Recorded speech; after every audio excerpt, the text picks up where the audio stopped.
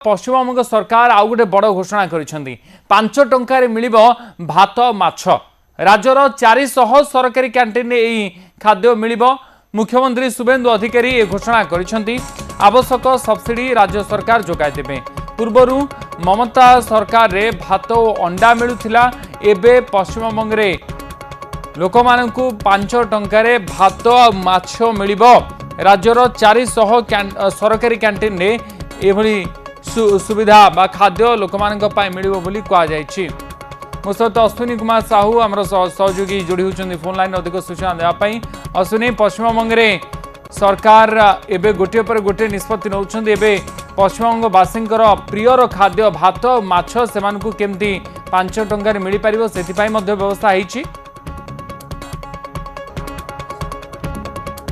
पश्चिमबंग जो नुआ बीजेपी सरकार आसी शुभेन्दु अधिकारी मुख्यमंत्री अच्छा गोटे पर गोटे जनहितकारी निष्पत्ति लोकों मन को जिणिला परी प्रत्येक बंगाली लोक बंगाली भाषाभाषी लोक जो भली माछ खाइबा को भल पाती तेणु समस्त निकटरे माछ पहुंचाई माछर खाद्य पहुंचाई माछर स्वाद पहुंचाई सस्तार पहुंचाई एभली एक निष्पत्ति नहीं घोषणा कर पश्चिमबंग सरकार कहते 5 टंकार माछ भात पहुंचा ए विशेषकर उपकृत हे गरीब और श्रमिक श्रेणी लोक मैंने जानी पश्चिमबंग अनेक देश रही अनेक लोक जो मैंने श्रमिक श्रेणी गरीब श्रेणी लोक ए कम कर दिन को 2 बेला खावा स्वादिष्ट और पुष्टिकर खावा से मिलूना।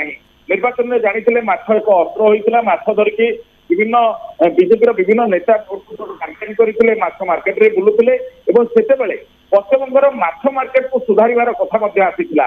गोटे गुली अनुमान कर शुभेन्दु अधिकारी जो निष्पत्ति नहीं 5 टंकार माछ भात एपाई पाखापाखि 400टी सरकारी कैंटीन रे रोषई हम तेणु पर्याप्त परिमाण माछर आवश्यकता पड़ो।